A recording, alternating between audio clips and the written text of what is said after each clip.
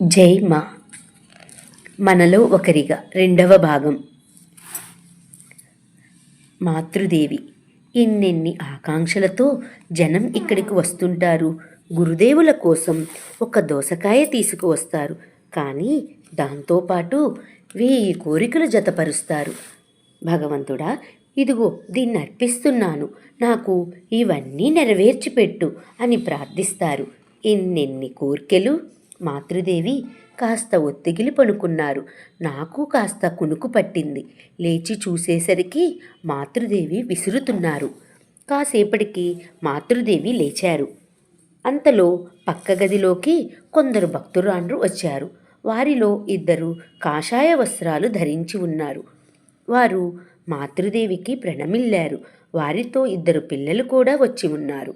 వారు ప్రణమిల్లాక మాతృదేవి కూడా నమస్కరించారు.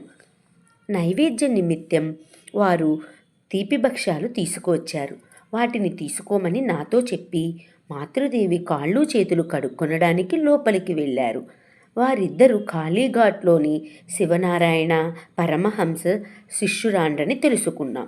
అక్కడ నిర్విరామంగా ఒక పెద్ద యాగం జరిపిస్తున్నారు. కాసేపటికి మాతృదేవి వచ్చి కూర్చున్నారు.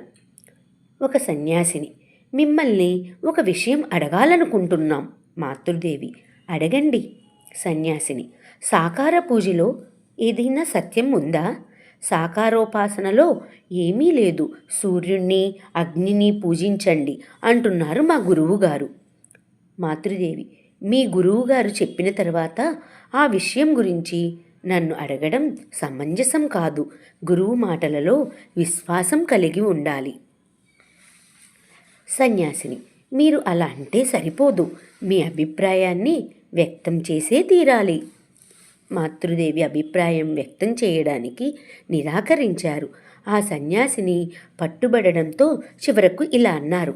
మీ గురువు పరిపూర్ణ జ్ఞానులై ఉండే పక్షంలో ఇలా చెప్పి ఉండరాదు. మీరు ఒత్తిడి చేయడం వల్ల నేను ఇది చెప్పాల్సి వచ్చింది. అనాదిగా ఎందరో సాకారోపాసన చేసి ముక్తి పొంది ఉన్నారు. అవన్నీ కేవలం కట్టుకథలా? మా గురుదేవులకు ఇటువంటి సంకుచిత అభిప్రాయం ఉండేది కాదు. భగవంతుడు సర్వాంతర్యామి. కానీ ఒక్క విషయం, మానవాళిని తరింపచేయడానికే సాధువుల రాక. విభిన్న వ్యక్తుల కోసం వారు విభిన్నంగా బోధిస్తారు. దారులు అనేకం. అందువల్ల వారందరి ఉపదేశాలు సబబే. ఉదాహరణకు, ఒక చెట్టు మీద తెలుపు, నలుపు ఇత్యాది వేర్వేరు రంగుల పక్షులు వాలతాయి. అవి రకరకాలుగా కూస్తుంటాయి. అవి నానా రకాలుగా కూస్తున్నప్పటికీ వాటినన్నింటినీ పక్షుల కూతగానే పేర్కొంటాం. ఆ కూతల్లో ఏదో ఒక్కటే పక్షి కూత అని తక్కినవి కావని చెప్పం కదా. ఆ సన్యాసినులు కాసేపు వాదించి మౌనం వహించారు. తరువాత మళ్ళీ మాతృదేవితో మాట్లాడనారంభించారు. సన్యాసిని, మీ ఇల్లు ఎక్కడా? మాతృదేవి, హుగ్లీ జిల్లాలోని కామార్పుకూరులో. సన్యాసిని, ఇక్కడి చిరునామా చెప్పండి, మేం అప్పుడప్పుడు వస్తాం. తీపి పదార్థాలలో 1-2 ఆ పిల్లలకి ఇవ్వమని నాకు చెప్పారు. నేను ఇచ్చాను. కొంతసేపయ్యాక వారు సెలవు పుచ్చుకొని వెళ్ళిపోయారు. వారు వెళ్ళిపోయాక మాతృదేవి ఇలా అన్నారు. స్త్రీలు వాదానికి దిగడమా? జ్ఞానులు కూడా వాదం మూలంగా భగవంతుణ్ణి పొందలేరు. భగవద్విషయం వాదం వలన తేలుతుందా ఏమిటి? కాసేపటికి బండి వచ్చింది. వెంటనే మాతృదేవి, ఇప్పుడే కదా నువ్వు వచ్చింది, ఇంతలోనే బండి కూడా వచ్చేసింది అన్నారు. సత్వరమే వెళ్ళి గురుదేవులకు సాయంకాల నైవేద్యం అర్పించారు. ప్రసాదం, తీర్థం, 2 తమలపాకు చిలకలు తెచ్చి వసారా పరదా వద్ద నిలబడి నన్ను పిలిచారు. ఆమె అవ్యాజ ప్రేమను చూసి నా కళ్ళు ఆర్ద్రమైనాయి. దసరా తర్వాత మాతృదేవి కాశీకి వెళ్ళబోతున్నారు. ఎప్పుడు తిరిగి వస్తారో, ఆమెను మళ్ళీ ఎప్పుడు దర్శించుకోగలనో అంటూ మనసు వ్యధకు లోనైంది. మళ్ళీ రా అని ఉట్టిపడే కరుణతో ఆమె చెప్పారు. చంద్రబాబు వచ్చి కాస్త కోప్పడే ధోరణిలో, బండి వచ్చి ఎంతోసేపు అయింది, వాడు కోపగించుకుంటున్నాడు అని చెప్పాడు. అది విన్న మాతృదేవి, వాడికేమిటి, ఇదిగో బయలుదేరింది, రామ్మా అని చెప్పారు. కన్నీళ్లతో ప్రణామం చేసి, నేను సెలవు పుచ్చుకున్నాను. మనస్సులో ఎంతో బాధ ఉండడం వల్ల బండిలో ఎవరితోనూ మాట్లాడలేదు. రాత్రంతా నా పరిస్థితి అలాగే ఉండిపోయింది. మాతృదేవి కాశీ నుండి తిరిగి వచ్చారు. ఒకరోజు ఉదయం మాతృదేవి వద్దకు వెళ్ళాను. అప్పుడు ఆమె పూజలో ఉన్నారు. పూజ పూర్తి కాబోతుంది. పూజానంతరం ఆమె లేచి, వచ్చావా అమ్మాయి, నిన్ను చూడకుండానే వెళ్ళిపోవలసి వస్తుందేమో అనుకున్నాను. త్వరలోనే ఊరికి వెళ్తున్నాను అని చెప్పారు. నైవేద్యానికి కొంత మిఠాయి తీసుకువెళ్ళాను. అది చూసి మాతృదేవి, ఈరోజు గురుదేవులకు తీపి పదార్థాలు కాస్త తక్కువగా ఉన్నాయి, ఏం చేయాలో పాలుపోలేదు. ఆయన నైవేద్యానికి ఆయనే ఏర్పాటు చేసుకున్నారు, చూసావా, అందులోనూ ఇంట్లోనే తయారు చేసిన తీపి పదార్థం అని అన్నారు. నైవేద్యం అర్పించాక విస్తర్లలో భక్తుల కోసం ప్రసాదం వడ్డించారు. అది చూసి భూదేవ్, ఇవన్నీ ఎవరి కోసం అని అడిగాడు. మాతృదేవి నవ్వుతూ, చూడు, ఈ పిల్లవాడి తెలివి, మరెవరికి, భక్తులందరూ కింద ఉన్నారు కదా, వారికే, వెళ్ళి ఇచ్చిరా అన్నారు.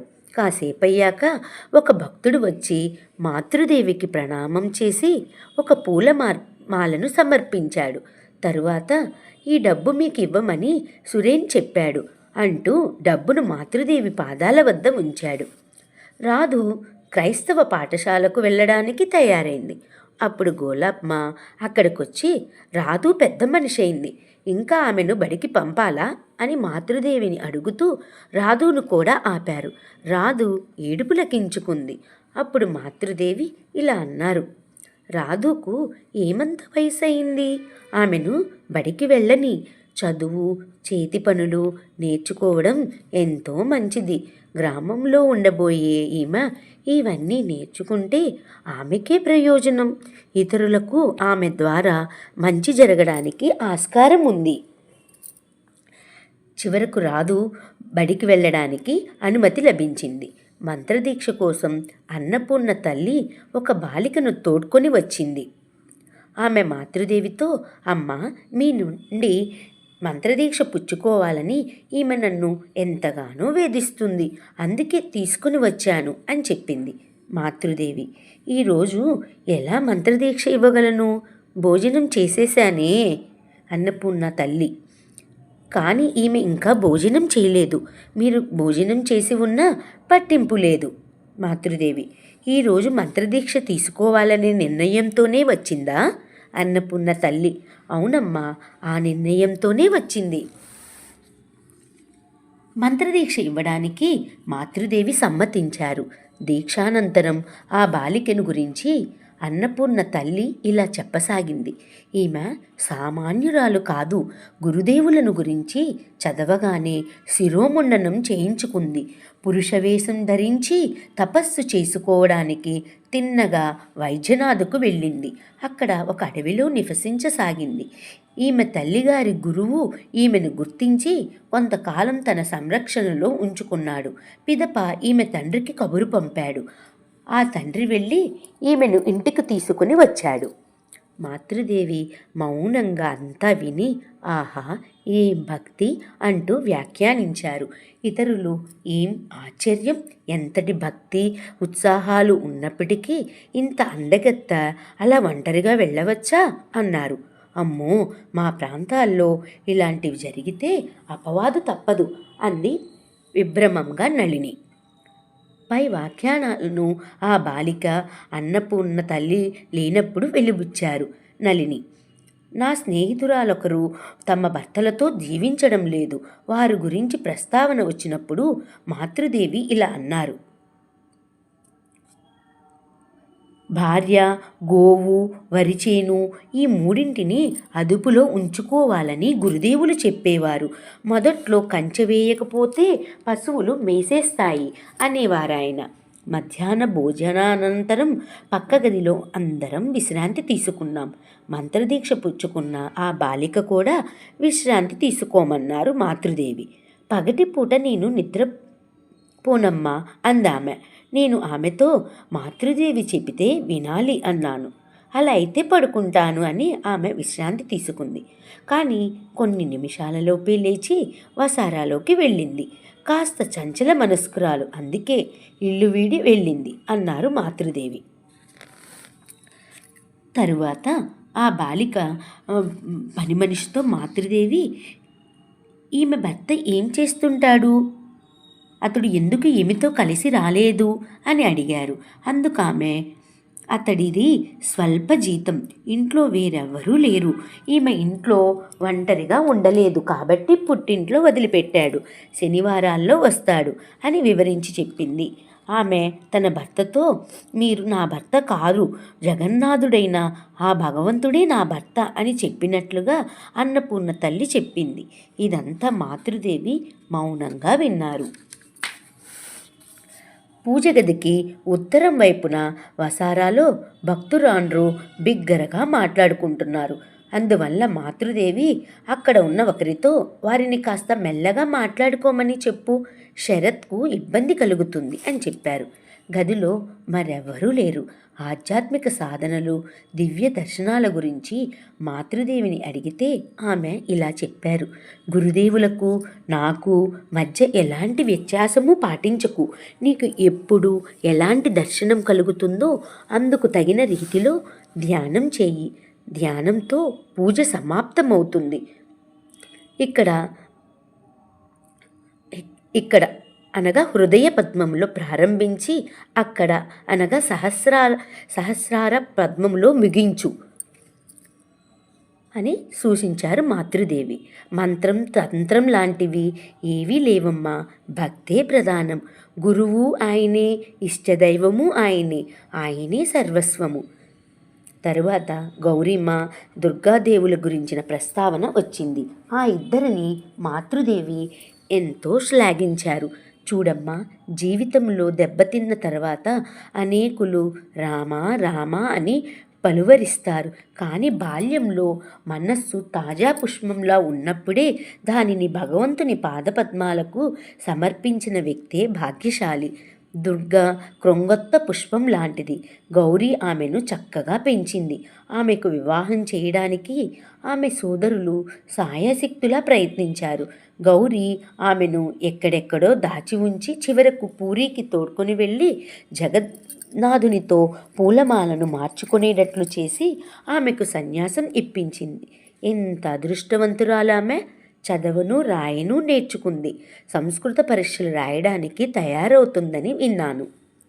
గౌరీ మా యవ్వన జీవితం గురించి కూడా అనేక విషయాలు మాతృదేవి చెప్పారు. ఆమె ఎన్నో కష్టనష్టాలు అనుభవించిందని తద్వారా గ్రహించాను. కాశీని గురించిన ప్రస్తావన వచ్చింది. ఆహా, కాశీలో సంతోషంగా గడిపాను. కానీ నాతో పాటు యదువంశాన్ని కూడా తీసుకెళ్ళాను అన్నారు మాతృదేవి. కాసేపటికి 4-5 స్త్రీలు వచ్చారు. వారు కొబ్బరి బాండాలు, పళ్ళు మాతృదేవి పాదపద్మాల వద్ద సమర్పించారు. వారిలో ఒక ఆమె మాతృదేవి పాదపద్మాలను స్పృశించాలని ముందుకు వచ్చినప్పుడు మాతృదేవి దూరం నుండి నమస్కరించండి అని చెప్పారు. వాళ్ళు నమస్కరిస్తున్నప్పుడు కాస్త చిల్లర కూడా మాతృదేవి పాదాల వద్ద సమర్పించబోయారు. కానీ మాతృదేవి వారిని వారించారు. ఏదైనా ఉపదేశం చేయమని వారు ప్రాధేయపడ్డారు. మాతృదేవి చిరునవ్వుతో, నేనేం ఉపదేశం చేయగలను? గురుదేవుల ఉపదేశాలు పుస్తక రూపంలో వెలువడ్డాయి. ఆయన ఉపదేశంలో ఒక్కటైనా అవగతం చేసుకొని పాటించగలిగితే సమస్తము లభిస్తుంది అని చెప్పారు. పిదప వారితో మామూలు విషయాలు మాట్లాడారు. వారు వెళ్ళిపోయిన తర్వాత మాతృదేవి ఉపదేశాలను అవగతం చేసుకోగల సమర్థత ఉన్నవారు ఎక్కడున్నారు? సమర్థత ఉండాలి, లేకపోతే నిష్ప్రయోజనం అని అన్నారు. సంభాషణ కొనసాగింది. గురుదేవుల బంధువైన హృదయ్ తదితరుల ప్రస్తావన వచ్చింది. ఇంతలో అన్నపూర్ణ తల్లి వచ్చి, అమ్మా, నేనొక కల కన్నాను. అందులో మీరు కనిపించి నా ప్రసాదం స్వీకరించు, జబ్బు నయమవుతుంది అని చెప్పారు. అందుకు నేను, గురుదేవులు నాతో ఎవరు ఆరగించి మిగిల్చిన ప్రసాదాన్ని తినరాదని నన్ను వారించి ఉన్నారు అని చెప్పాను. అయినప్పటికీ మీ ప్రసాదం కొద్దిగా ఇస్తే నేను సంతోషిస్తాను అని చెప్పింది. అందుకు మాతృదేవి నిరాకరించారు. కానీ ఆమె పట్టుబట్టింది. మాతృదేవి, గురుదేవుల మాటలు జవదాట కోరుతున్నావా? అన్నపూర్ణ తల్లి, వారికి మీకు మధ్య భేదం చూస్తున్నంత వరకు మీరన్నది నిజమే. ఇప్పుడు ప్రసాదం ఇవ్వండి. చివరకు మాతృదేవికి అంగీకరించక తప్పలేదు. కాసేపటికి తర్వాత ఆమె సెలవు పుచ్చుకొని వెళ్ళిపోయింది. గౌరీ మా వద్దకు వెళ్ళవలసి ఉన్నందువల్ల నేను కూడా మరి కాసేపటికి సెలవు పుచ్చుకొని బయలుదేరాను. శోకహరణంతో మాతృదేవి దర్శనార్థం వెళ్ళాను. ఉదయకాల పూజ పూర్తయింది. నన్ను చూడగానే, మంచిది రామ్మ, నేను జయరాంబాటికి వెళ్ళే రోజులో మార్పు వచ్చింది. అవును, నువ్వు ఎవరితో వచ్చావు అని అడిగారు. నేను శోకహరణ్ తీసుకుని వచ్చాడు. చాలా దూరంలో ఉంటున్నానమ్మా, రావడం అంత తేలిక కాదు. మాతృదేవి, హా, ఎంతో శ్రమపడి తీసుకుని వచ్చాడు. నీ భర్త ఎలా ఉన్నాడు? నేను, పెద్దగా చెప్పడానికి ఏమీ లేదమ్మా. కాసేపయ్యాక ఒక ఉత్తరానికి జవాబు రాయమని నాకు చెప్పారు. ఆమె చెబుతూ ఉంటే నేను రాయసాగాను. మధ్యాహ్న భోజనాంతరం మాతృదేవి కాసేపు విశ్రాంతి తీసుకున్నారు. ఇంతలో కొందరు స్త్రీలు మాతృదేవి దర్శనార్థం వచ్చారు. మాతృదేవి విశ్రాంతి తీసుకుంటూనే కుశల ప్రశ్నలు వేశారు. వారిలో ఒక ఆమె, నా వద్ద ఒక మంచి మేక ఉంది, 2 సేర్ల పాలిస్తుంది, 3 పిచ్చుకలు ఉన్నాయి, వాటితోనే నేను రోజులు వెళ్ళదీస్తున్నాను, నాకిప్పుడు వృద్ధాప్యం వచ్చింది అని చెప్పింది. ఒక పిల్లిని పెంచేటట్లుగానైనా చేసి మహామాయ మనల్ని లౌకిక బంధాలలో కూరుకుపోయేలా చేస్తుంది అనే గురుదేవుల వచనాలు నాకు జ్ఞప్తికి వచ్చాయి. మాతృదేవి అవునవును అంటూ ఆమె మాటలన్నింటినీ ఆలకించారు. మాతృదేవి, మీరు ఎన్ని కష్టాలను సహించవలసి వస్తుందో. ఇలా మీ విశ్రాంతి సమయంలో కూడా మీ వద్దకు వచ్చి అనవసరపు మాటలనే కదా మాట్లాడుతున్నాం. సాయంత్రం సెలవు పుచ్చుకొని వెళ్ళిపోయాను. ఫిబ్రవరి 26వ తేదీన మాతృదేవి జయరాంబాటికి వెళ్ళారు. దుర్గా పూజకు కాస్త ముందుగా సెప్టెంబర్లో కలకత్తాకు తిరిగి వచ్చారు. ఒకరోజు మధ్యాహ్నం మాతృదేవి వద్దకు వెళ్ళాను. అప్పుడు ఒక స్త్రీ మాతృదేవి పాదాలపై రాలి తనకు మంత్రదీక్ష అనుగ్రహించమని కన్నీరు మున్నీరై విలపించసాగింది. అప్పుడు మాతృదేవి మంచం మీద కూర్చుని ఉన్నారు. ఆ స్త్రీకి మంత్రదీక్ష ఇవ్వడం మాతృదేవికి సుతారాము ఇష్టం లేదు. నిన్ను రావద్దని ఇంతకు మునిపే చెప్పాను, ఇప్పుడు కుదరదు అని ఆమెతో నిష్కర్షగా మాతృదేవి చెప్పారు. కానీ ఆమెది పట్టిందే పట్టుగా ఉంది.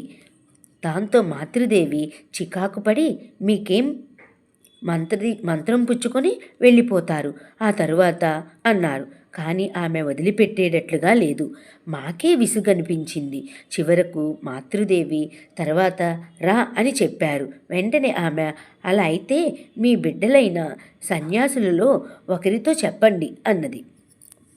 మాతృదేవి, వారికి నేను చెప్పింది వినాల్సిన అవసరం లేదు. ఆ స్త్రీ, ఏమిటమ్మా మీరంటున్నారు? మీ మాటలు వినరా? మాతృదేవి, ఈ విషయంలో వినకపోవచ్చు. ఆమె అంత తేలికగా వదిలే మనిషిగా లేదు.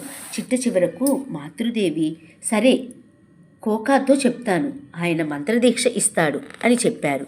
కానీ మళ్ళీ ఆ స్త్రీ పాతపాటే పాడుతూ, మీ వద్ద మంత్రదీక్ష పుంజుకుంటేనే శుభం జరుగుతుంది, మీరు తలుచుకుంటే దీక్ష ఇవ్వగలరు అంది. తరువాత ఒక 10 రూపాయల నోటు తీసి, ఈ డబ్బు ఉంచండి, కావలసిన వాటిని కొనుక్కోవచ్చు అన్నది. ఆమె దుడుకుతనానికి మాకే సిగ్గేసింది, కోపం కూడా వచ్చింది.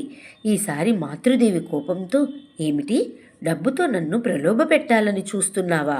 డబ్బుకు నేను దాసురాలను కాను, వెళ్ళు, డబ్బు కూడా పట్టుకపో అంటూ గట్టిగా చెప్పి లేచి వెళ్ళిపోయారు.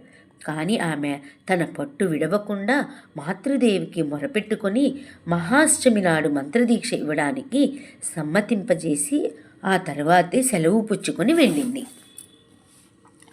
పిదప మాతృదేవి పక్క గదిలో కూర్చొని నన్ను పిలిచారు. రామ్మ, ఈ గదిలోకి రా, ఇంతదాకా నీతో ఒక్క మాట కూడా మాట్లాడడానికి వీలు పడలేదు, ఎలాగున్నావు అని అడిగారు. సాయంకాలమైంది. దుర్గా పూజ ఉత్సవాలు కావడంతో పలువురు భక్తురాండ్లు చీరలు, మధుర భక్ష్యాలు తీసుకువచ్చారు. వారు అడిగిన ప్రశ్నలకు మాతృదేవి చిరునవ్వుతో బదులు చెప్పారు. మంచి ఎండాకాలం. నేను మాతృదేవికి విసురుతున్నాను. ఒక భక్తురాలు నా నుండి విసినకర్ర పుచ్చుకొని తాను విసరసాగింది. మాతృదేవికి అతి స్వల్ప సేవ చేయడంలో కూడా భక్తురాండ్రకు ఎంత ఆనందమో! ఆహా! ప్రేమతోనూ కరుణతోనూ మాతృదేవి మమ్మల్ని శాశ్వతమైన అనుబంధంతో కట్టివేశారు కదా. సంసార తాపంతో వాడిపోతున్న జనానికి ఉద్బోధనలో మాతృదేవి నిలయం ఎటువంటి ప్రశాంత నిలయంగా రూపొందిందో మాటల్లో చెప్పడము, గ్రహించేలా చేయడము సఖ్యమా? నేనిక బయలుదేరే వేళ అయింది. మాతృదేవికి ప్రణామం చేసి, అమ్మా, త్వరలో ఒకసారి పుట్టింటికి వెళ్ళాలనుకుంటున్నాను అని చెప్పాను. మాతృదేవి ఆప్యాయంగా, మళ్ళీ త్వరగా రా, ఉత్తరం రాయి అన్నారు. మాతృదేవి కోసం ఒక చీర తెచ్చాను. నువ్వు తెచ్చిన చీరను చూపించి వెళ్ళు, దానిని ధరిస్తాను అన్నారు మాతృదేవి. 2.5 నెలల తర్వాత మాతృదేవి దర్శనార్థం వెళ్ళాను. మేడమెట్లు ఎక్కి వెళ్ళగానే స్నానాల గదిలో వారిని దర్శింపగలిగాను. వారు బట్టలు ఉతుకుతున్నారు. సగం తడిసిన బట్టలతోనే నా వద్దకు వచ్చి, ఏమమ్మా, చాలా రోజులుగా రాలేదే అని అడిగారు. బట్టలు ఉతకడం పూర్తి చేసి వచ్చి మంచం మీద కూర్చున్నారు. మాట వరుసకు ఆ రోజు మంత్రదీక్ష కోసం గొడవ చేసిన స్త్రీ గురించి, అమ్మా, ఆ రోజు ఒక ఆమె దీక్ష పుచ్చుకోవాలని అడిగింది కదా, ఆ తర్వాత ఏమైంది అని అడిగాను. మాతృదేవి, నిర్ణయించిన రోజు ఆమె రాలేకపోయింది. నా ఆరోగ్యం కుదుటపడ్డాక పుచ్చుకో అని చెప్పాను. మహాష్టమి రోజు ఆమెకే ఒంట్లో బాగలేనందువల్ల ఇక్కడకు రాలేకపోయింది. చాలా రోజులు గడిచాక వచ్చింది. దీక్ష కూడా పుచ్చుకుంది. నేను, అది సరేనమ్మా, మీరు చెప్పినట్లే జరుగుతుంది. మీ ఇచ్చకు మారుగా జరిగితే మేము దుఃఖాలు అనుభవిస్తాం. అనేక సందర్భాలలో మీకు ఆరోగ్యం బాగా లేకపోయినా కరుణించి మాకు మంత్రదీక్ష అనుగ్రహించారు. అందువలన కష్టాలు కూడా అనుభవిస్తున్నారు. మాతృదేవి, అవును, గురుదేవులు కూడా అలాగే చెప్పేవారు. లేకుంటే ఈ శరీరం ఎందుకు వ్యాధిగ్రస్తమవుతుంది? ఈ మధ్య కలరా లాంటి ఏదో వ్యాధితో బాధపడ్డాను. నా మరదలు కూడా నాతో వచ్చింది. ఆమెను గురించి మాతృదేవి ఇలా అన్నారు. ఈమె శాంత స్వభావురాలు. ఒకే కూర, దానిలో ఉప్పు సరిగా వేయకుంటే అంతా వ్యర్థమే. అంటే నాకు ఒకే మర్దలు. ఆమె కూడా సజ్జనురాలు కాకపోతే నా జీవితం దుఃఖభరితమైపోతుందని మాతృదేవి మాటలకు అర్థం. ఉదయం మాతృదేవి దర్శనార్థం వెళ్ళాను. తోట నుండి బోలెడన్ని పూలు సేకరించి తీసుకువెళ్ళాను. ఆ పువ్వులను ఇచ్చినప్పుడు మాతృదేవి ఎంతో సంతోషించారు. వాటితో గురుదేవుల ఛాయాచిత్రాన్ని అలంకరింపసాగారు. వాటిలో కొన్ని నీలం రంగు పువ్వులు ఉన్నాయి. వాటిని చేతుల్లో పుచ్చుకొని ఇలా అన్నారు, ఆహా, ఏం రంగో చూడమ్మా. దక్షిణేశ్వరంలో ఆశ అనే ఒక స్త్రీ ఉండేది. ఆమె ఒకరోజు ఆలయ ఉద్యానవనానికి వచ్చింది. నల్లని ఆకులున్న ఒక చెట్టుకు ఒక ఎర్ర పువ్వు, దాన్ని కోసి చేతిలో ఉంచుకొని, ఆహా, నల్లని ఆకులున్న ఈ చెట్టుకు ఇంతటి ఎర్రని పుష్పమా? భగవంతుడా, నీ సృష్టి ఎంత అద్భుతం అంటూ కన్నీరు మున్నీరు కాసాగింది. అది చూసి గురుదేవులు ఆమెతో, ఏమమ్మా, నీకేమైంది? ఎందుకిలా విలిపిస్తున్నావు అని అడిగారు. ఆమె నోట మాట రాలేదు. ఏడుస్తూనే ఉంది. చివరకు గురుదేవులు ఏవేవో చెప్పి ఆమెను ఓదార్చారు. ఆహా, ఈ పువ్వుల నీలిరంగు చూడు. అందమైన పువ్వులే లేకపోతే మనం భగవంతుణ్ణి ఎలా అలంకరించగలం? తరువాత చేతుల నిండుగా పువ్వులు తీసుకొని గురుదేవులకు అర్పించారు. దానికి ముందే కొన్ని పువ్వులు మాతృదేవి పాదాల మీద పడ్డాయి. అర్పించడానికి ముందే నా పాదాల మీద పడ్డాయే అన్నారు. చాలా మంచిదైంది అన్నాను నేను. మీకు గురుదేవులే ఉన్నతులై అలలారుతున్నారు, కానీ మాకు మీరిద్దరూ ఒక్కటే అని అనుకున్నాను.